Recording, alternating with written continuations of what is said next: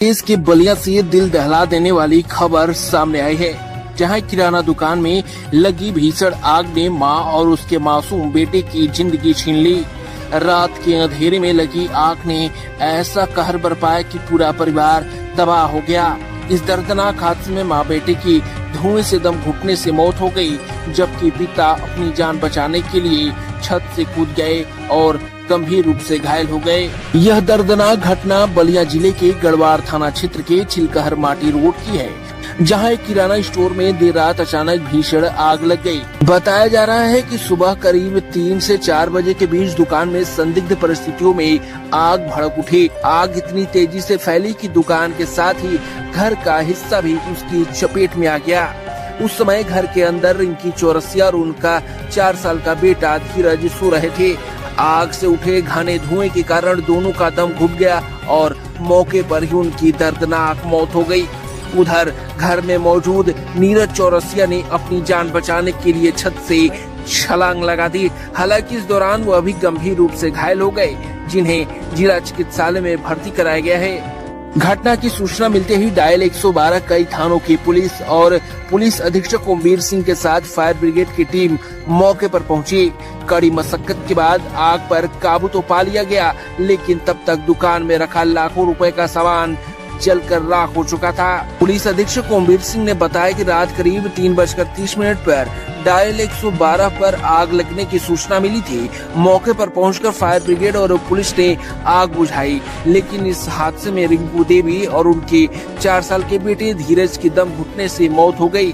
शव को पोस्टमार्टम के लिए भेज दिया गया है और मामले की जाँच की जा रही है।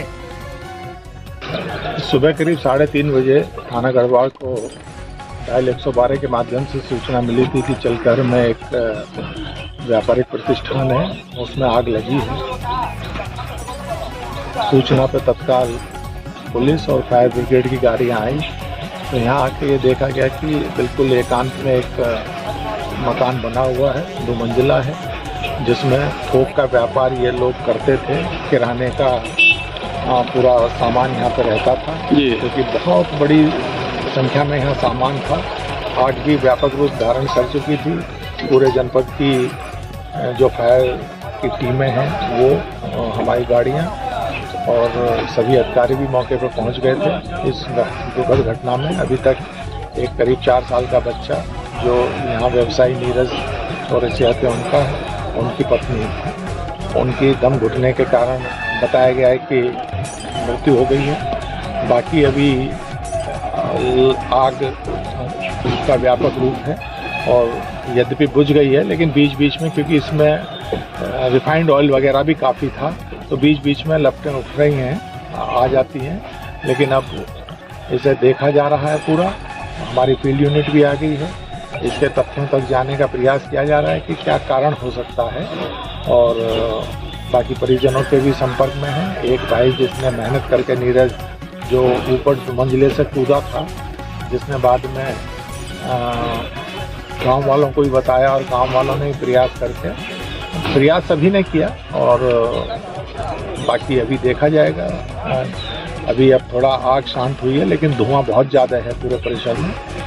पूरी परिवारजनों के साथ मिलकर, क्योंकि इनके फादर जो हैं वो अभी नहीं ट्रेस हुए हैं, कहाँ हैं जी, कहीं बाहर हैं, क्योंकि परिजनों का कहना है कि वो शायद सुबह 2:30 बजे ताला बंद करके चले गए हैं, लेकिन अभी इस पर कह पाना बहुत मुश्किल है। घटना लगभग 2:30 बजे करीब ये घटना घटी है, आग लगी है। अब किस कहाँ से आग लगी इसके विषय में नहीं जानता हूँ। उनको 4 बजे पता चला। क्या नुकसान हुआ? आग से 2 आदमी की मौत हो गई है, 1 आदमी घायल है, बलिया अस्पताल में एडमिट है, और लगभग जितना संपत्ति हो, करोड़ों की संपत्ति हो, सब जल कर राख हो गया है। किसका दुकान था? झूलन चौरसिया के लड़के का नाम नीरज चौरसिया। नीरज चौरसिया का कब शादी हुई थी?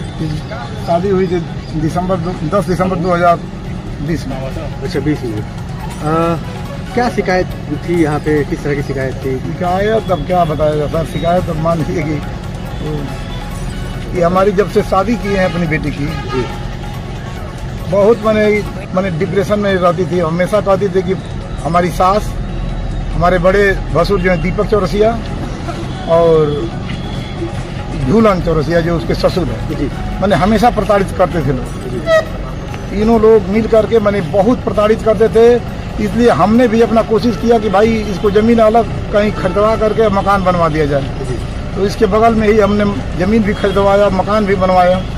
तो हमारा भी मैंने बहुत बड़ा सहयोग था। और ये इनकी माँ जो है वहाँ थाने में, गढ़वा थाने में तहरीर भी दी थी कि ये मकान खाली कर दो, मकान खाली कर दो। फिलहाल पुलिस आग लगने के कारणों की जांच में जुटी है, लेकिन इस दर्दनाक हादसे ने एक बार फिर यह सवाल खड़ा कर दिया कि क्या आग से सुरक्षा के इंतजाम हमारे घरों और दुकानों में पर्याप्त है।